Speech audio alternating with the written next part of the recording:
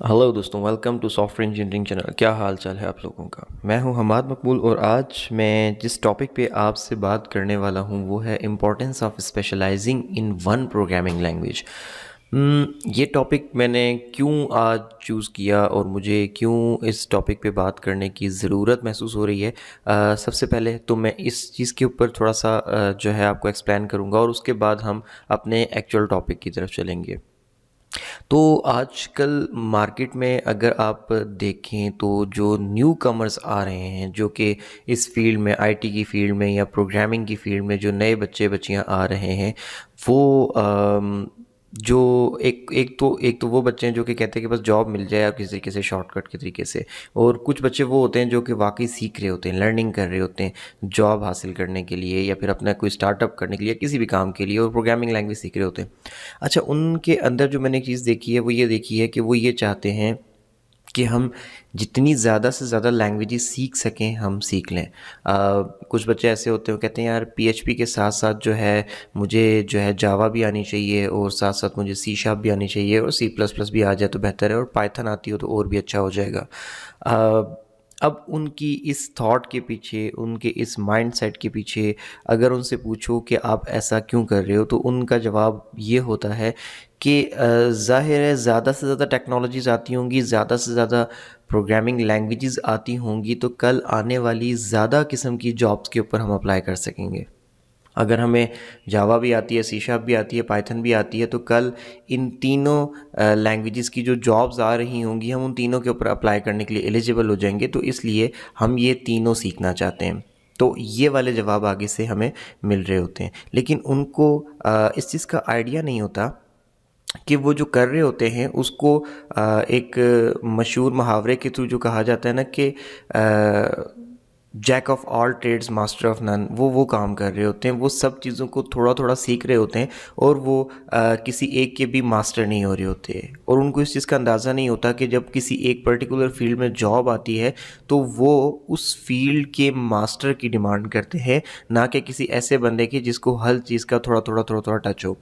तो आपको इस चीज़ का बहुत ज़्यादा ख्याल रखना चाहिए कि आप जो है इतनी सारी लैंग्वेजेस के ऊपर फोकस करके सारी सीखना चाहेंगे तो पहली बात तो ये कि आप सीख ही नहीं सकते, इम्पॉसिबल है यार। आप अगर ये सोच रहे हो कि आप इतने ज़्यादा ज़बरदस्त किस्म के बंदे हो कि आप जो है सारी लैंग्वेजेस एक साथ सीख जाओगे और आपको सारी की सारी आती होंगी और आप सबके गुरु हो जाओगे, ऐसा तो मुमकिन ही नहीं है, ऐसा हो ही नहीं सकता। ये आपकी गलत सोच है। आप इस सोच को बदल दो, ऐसा पॉसिबल नहीं है।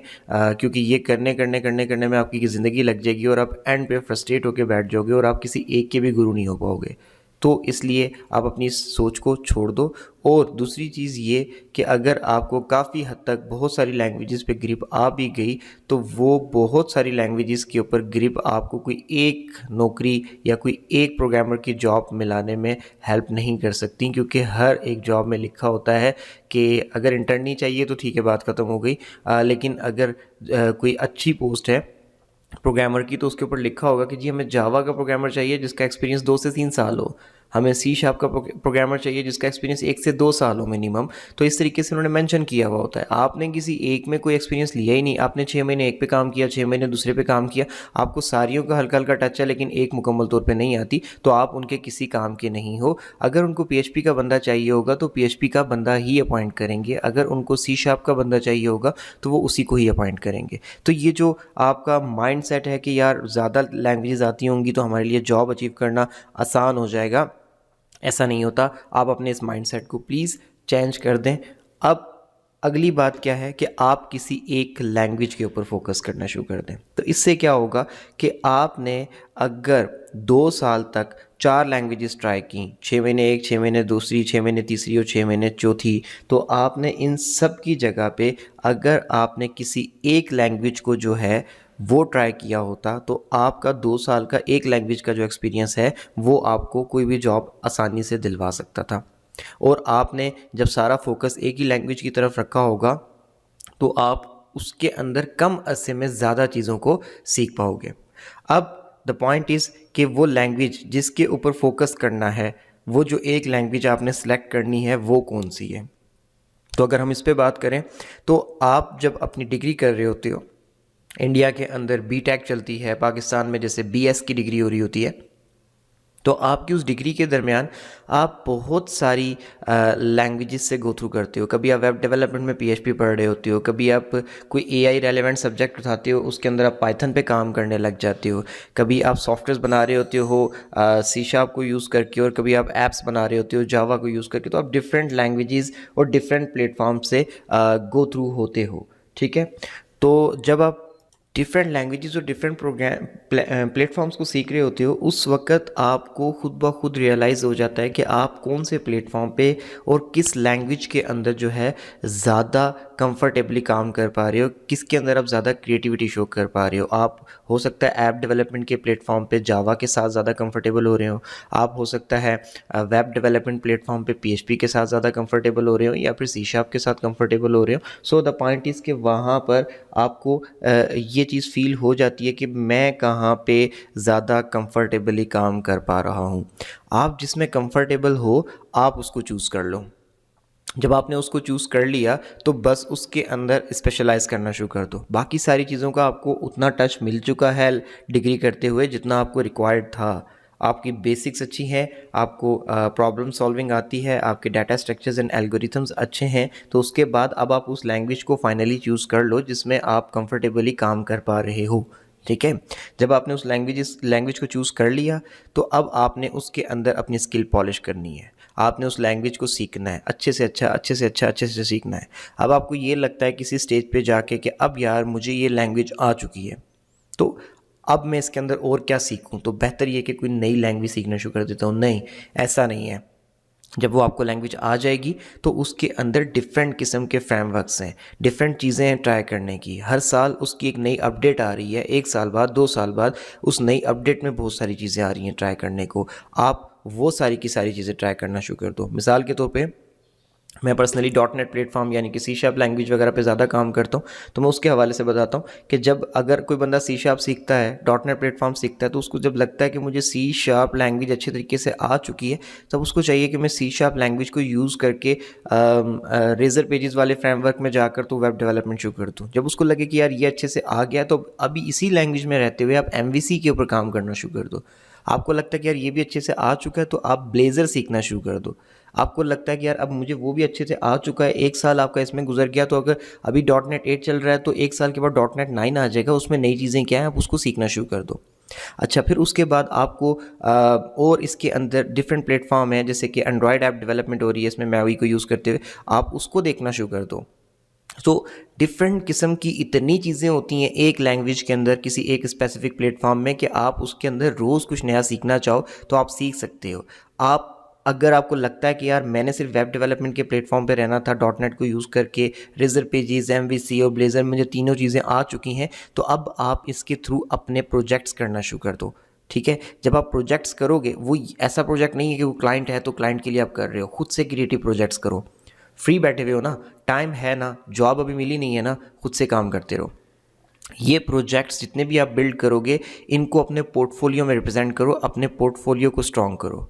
इन बिटवीन आपने ये करना है कि आपने सोशल नेटवर्किंग करनी है। सोशल नेटवर्किंग किससे करनी है? लिंक्डइन पे चले जाओ, ट्विटर पे चले जाओ, जिस लैंग्वेज को, जिस प्लेटफॉर्म को आपने सेलेक्ट किया है उसके रेलेवेंट लोगों को, उसके रेलेवेंट कम्युनिटीज़ को फॉलो करो। वहाँ पे रोज़ नई चीज़ें सीखने को मिलेंगी, आपको लोगों की प्रॉब्लम सुनने को मिलेंगी, लोगों की प्रॉब्लम्स को सॉर्ट आउट करने की कोशिश करो, उनके एरर्स जो वो शेयर कर रहे हैं उनको हेल्प आउट करो। जो लोग आप लिंक्डइन पे फॉलो करोगे अपनी स्टैक के, अपनी टेक्नोलॉजी के, वो रोज़ कुछ ना कुछ न्यू पोस्टिंग कर रहे होंगे। उस पोस्टिंग को रीड करो, उन चीज़ों को समझने की कोशिश करो। अगर आपको कोई टास्क ए करना आता है तो उस टास्क ए को और एफिशिएंट तरीके से कैसे किया जा सकता है ये सीखो। उस टास्क ए को दूसरे लोग कैसे कर रहे हैं आप ये चीज़ सीखो, ठीक है। इस तरीके से आपके पास क्या होगा कि आप एक लैंग्वेज में भी स्पेशलाइज्ड हो गए, आप उसकी जो है आपने उसकी डिफरेंट कम्युनिटी और उसके पढ़ने वाले लोगों को भी फॉलो अप कर लिया, और उसके बाद आपने क्या किया कि उसके अंदर अपना पोर्टफोलियो भी बिल्डअप कर लिया। अब ये चीज़ें ऐसी हो गई हैं कि ये आपकी जॉब मिलने की को ज़्यादा से ज़्यादा श्योर करती चली जा रही हैं, उसकी एश्योरिटी बढ़ाती चली जा रही हैं। अब अगर आपको कोई जॉब देना चाहेगा तो लिंक्डइन पे बहुत सारे ऐसे लोग होंगे जो किसी कंपनी में बड़ी ऊंची पोस्ट पे होंगे और उसी टेक्नोलॉजी के ऊपर काम करते होंगे जिस पे आप काम करते हो। वो आपको मॉनिटर कर रहे हैं, वो आपको देख रहे हैं, वो आपको जानते हैं। सोशल नेटवर्किंग साइट्स पे आपका पोर्टफोलियो उनके सामने से गुजरता है, आपके कमेंट्स, आपकी पोस्ट उनके सामने से गुजरती हैं। तो कल जब आप अप्लाई करते हुए उन्हीं से आपका पाला पड़ेगा, उन्हीं से आपका वास्ता पड़ेगा, तो वो आपको डेफिनेटली प्रेफर करेंगे कि यार ये कोई फ्रॉड नहीं कर रहा, ये कोई अपना झूठा एक्सपीरियंस नहीं शो कर रहा, ये तो हमारी नज़रों के सामने का बंदा है। और आजकल तो वैसे भी रिमोट जॉब के अंदर आपकी जॉब्स मिलने की जो चांसेस हैं वो ज़्यादा हो गई हैं। तो ये है आपकी जो इंपॉर्टेंस होती है ना किसी एक लैंग्वेज को स्पेशलाइज करने की, ये वो है। अब आपने रोज़ थोड़ी लैंग्वेज सीखी होंगी तो फिर जो है आपके लिए किसी एक लैंग्वेज के ऊपर प्रॉपर्ली अप्लाई करना मुश्किल हो जाएगा। तो लैंग्वेज स्पेशलाइज करने का तरीका यही होता है कि आप उस लैंग्वेज को, उसके फ्रेमवर्क को, इनको पढ़ो, फिर उसके बाद उसके पोर्टफोलियोज बिल्ड करो, उसके इर्द गिर्द की कम्युनिटीज़ को ज्वाइन करो। ये चीज़ बहुत मैटर करती है, क्योंकि कम्युनिटी के हवाले से मैं ये कहूँगा कि अगर आप एक स्किल के गुरु हैं लेकिन आपके इर्द गिर्द बैठे लोगों को भी नहीं पता कि आप उस स्किल के गुरु हैं, तो वो स्किल ना ही किसी आपके काम की है और ना ही किसी और के काम की है। वो स्किल ना किसी और का भला कर सकती है और ना ही आपको कमा के दे सकती है। जब आप इर्द गिर्द के लोगों को फॉलो करोगे, उनके साथ अपनी स्किल के बारे में शेयर करोगे, उनसे इसके ऊपर अपने ओपिनियन लेके उसको इम्प्रूव करोगे, तो ही कल वो लोग या फिर उनसे आगे जानने वाले लोग आपको हेल्प आउट कर सकते हैं जॉब्स लेने में। आपको तभी ये स्किल आपके लिए कमा के दे सकती है। ठीक हो गया।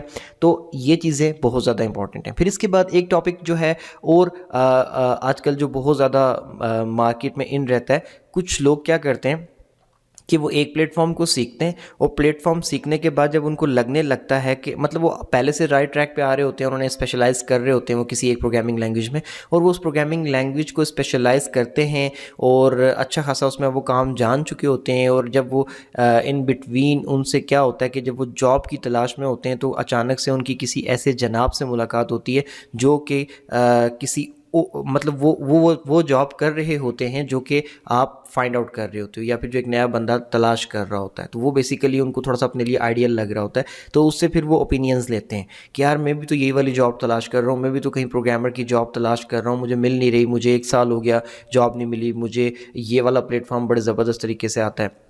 अब होता क्या है, सामने वाला बंदा होता तो प्रोग्रामर है लेकिन वो किसी और लैंग्वेज का होता है। लेट्स से आपको जो है जावा आती है और वो बंदा सी शार्प का प्रोग्रामर है, ठीक है। तो वो आपको क्या कहता है कि यार तुम लैंग्वेज कौन सी आती है, तुम्हारा स्किल सेट क्या है। तो आप कहते हो यार मुझे जावा पे बड़ा जो है ना ग्रिप है और मैं बड़े ज़बरदस्त तरीके से काम कर लेता हूँ and so on so on so on so on.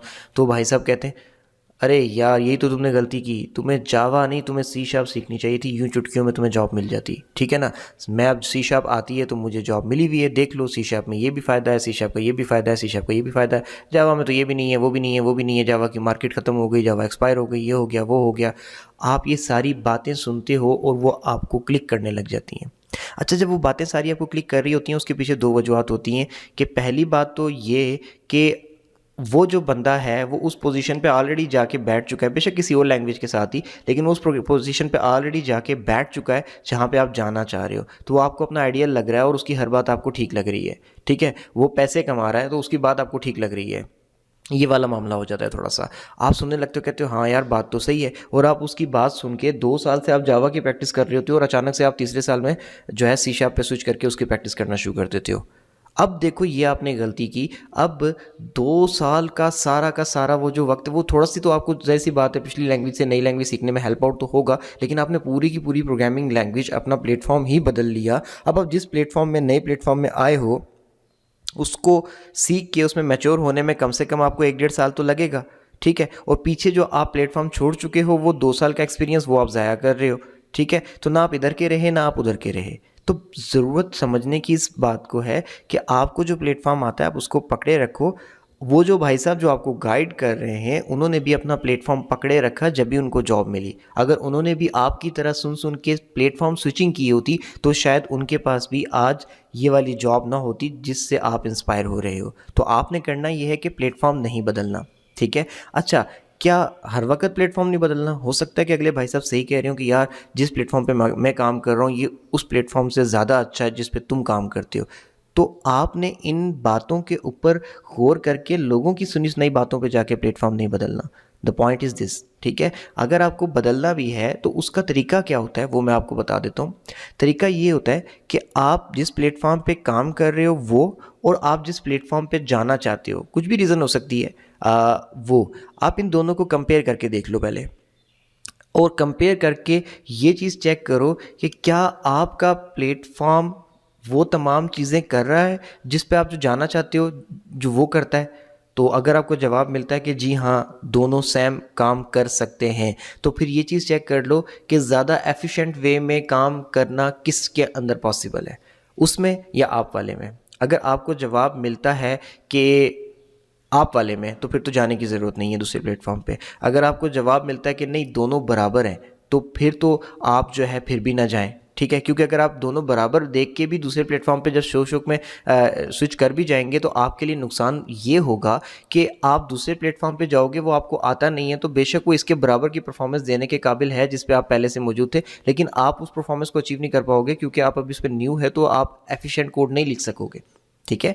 तो आप क्या करो कि वहीं पे रुके रहो। लेकिन अगर आपको पता चलता है कि आप जिस प्लेटफॉर्म पे जाना चाहते हो वो जो चीज़ें परफॉर्म कर सकता है, उस प्लेटफॉर्म पे रह के जो जो चीज़ें हो सकती हैं वो चीज़ें आपके वाले प्लेटफॉर्म पे हो नहीं सकती, या अगर होती हैं तो बड़े नॉन एफिशिएंट वे में होती हैं, तो और मार्केट में उनको करना भी कोई नहीं पसंद करता मेरे वाले प्लेटफॉर्म को लेके, तो फिर तो है कि फिर तो आप मूव कर जाओ, फिर तो ज़बरदस्त है। लेकिन अगर ऐसी चीज़ें रिसर्च में आपके सामने नहीं आती हैं, तो मेरा नहीं ख्याल कि आपको जस्ट शौक में या फिर किसी के कहने के ऊपर प्लेटफॉर्म बदलना चाहिए। अब अगर किसी के कहने पे प्लेटफॉर्म आप बदल रहे हो, तो आप ये चीज़ रियलाइज़ कर लो कि यार वो बंदा जो कह रहा है उसको अपने प्लेटफॉर्म के बारे में इतनी नॉलेज है कि उसने आपको कन्विंस कर लिया, और आपको अपने प्लेटफॉर्म के बारे में इतनी कम नॉलेज थी कि आप कन्विंस हो गए। अगर आपके पास इतनी नॉलेज होती तो आप ऐसा भी तो कर सकते थे कि आप उसको कन्विंस कर लो, हो सकता था ना। लेकिन अगर नहीं हुआ तो आप बजाय इसके कि कन्विंस हो जाओ किसी की बातों से, आप अपने प्लेटफॉर्म का नॉलेज और इंक्रीज़ कर दो, ताकि कल दोबारा से कोई ऐसी सिचुएशन आपके लिए क्रिएट होती है तो आप कन्विंस हो नहीं, बल्कि सामने वाले को कन्विंस कर दो अपने प्लेटफॉर्म का नॉलेज डिलीवर करके कि यार आपका जो प्लेटफॉर्म ये काम करता है ये तो मेरा भी करता है, बल्कि इससे 2 गुना अच्छे तरीके से करता है। आप कंपैरिजन करके देख लो, आप अगले बंदे के पास जवाब नहीं रहेगा, ठीक है। लोगों को लगता है कि जो उनको आता है और जिस चीज़ को लेके वो जॉब कर रहे हैं बस वही अप टू डेट चीज़ है, वही सही है, वही होनी चाहिए और दुनिया का हर इंसान उस पर होना चाहिए, जबकि ऐसा पॉसिबल प्रैक्टिकली नहीं होता। आपको भी इस चीज़ को रियलाइज़ करना चाहिए कि आप जिस प्लेटफॉर्म के ऊपर हो आपने उसके ऊपर रुकना है। किसी और ने अगर आपको कन्विंस करने की कोशिश की और आप कन्विंस होते जा रहे हो बावजूद इसके कि आपका प्लेटफॉर्म बहुत ज़्यादा अच्छा है, तो इसका मतलब ये कि उस प्लेटफॉर्म को लेकर आपकी नॉलेज कम है, आपको भी अपनी नॉलेज पे काम करने की ज़रूरत है। ये वो चीज़ें थी जो मैं डिस्कस करना चाह रहा था, क्योंकि आजकल मार्केट में आने वाले जो नए बच्चे हैं वो इन चीज़ों को लेकर बहुत कन्फ्यूज़ हैं। वो एक वक्त में बहुत सारी चीज़ें सीखना चाहते हैं, वो एक वक्त में बहुत सारी चीज़ें ना सीखना चाहें तो एक प्लेटफॉर्म स्पेशलाइज़ करके जब किसी दूसरे प्लेटफॉर्म में अपने किसी दोस्त को सक्सेसफुल होता हुआ देखते हैं तो वो उस पर स्विच होने लग जाते हैं। वो अगर खुद से स्विच ना हो तो दोस्त आके मोटिवेट करता है तो फिर स्विच होने लग जाते हैं, और ये स्विचिंग जो हो रही होती है सम टाइम वो किसी को देख कर किसी अच्छे प्लेटफॉर्म को छोड़ के दूसरे प्लेटफॉर्म के ऊपर चले जाते हैं। तो इस तरीके से नहीं होना चाहिए। अगर स्विचिंग करनी भी पड़े तो स्विचिंग के पीछे लोगों की बातें नहीं, आपकी रिसर्च होनी चाहिए, और आप पहले से ही इतना अच्छा प्लेटफॉर्म चूज़ करें कि आपको बार बार स्विच ना करना पड़े। हर प्लेटफॉर्म सक्सेसफुल हो सकता है, हर प्लेटफॉर्म में इतनी कैपेबिलिटीज़ होती हैं कि अगर आप उसमें अच्छे हैं तो आप उसको यूज़ करके कुछ भी कर दें।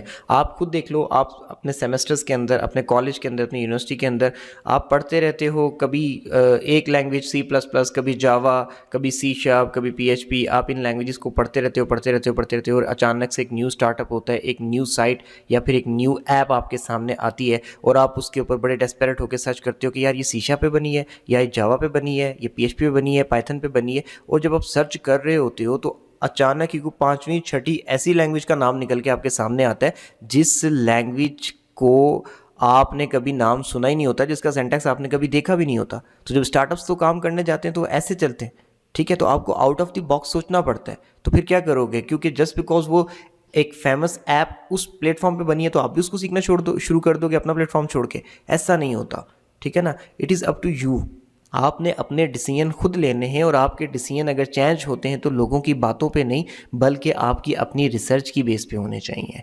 ये मेरा एक छोटी सी डिस्कशन मैंने आपके साथ करनी थी, और ये मेरा मैसेज उन तमाम लोगों के लिए है जो कि आजकल प्रोग्रामिंग सीखने पे फोकस कर रहे हैं। यार, आप सीखने पे फोकस करो, और अगर इंतहाई मजबूरी की सूरत में आप जिस प्लेटफॉर्म को सीख रहे हो उससे किसी दूसरे पे स्विच करना पड़ा, तो अगर आपने एक प्लेटफॉर्म अच्छे से सीख के उस पर टाइम लगाया हुआ है, तो दूसरे प्लेटफॉर्म पे स्विचिंग करना 10 से 15 दिन की बात है, इससे लंबा चौड़ा काम नहीं होता। आप इजीली स्विच कर सकते हो। आपने थोड़ा बहुत हर प्लेटफॉर्म का नॉलेज ले लिया है, सबको एक्सपीरियंस कर लिया है, दैट्स मोर देन इनफ। अब आप एक पे फोकस हो जाए। वीडियो अगर अच्छी लगी हो तो लाइक करके चैनल को सब्सक्राइब कर दें। दोबारा मिलेंगे हम किसी नेक्स्ट इन्फॉर्मेटिव वीडियो के साथ। तब तक अल्लाह हाफिज़।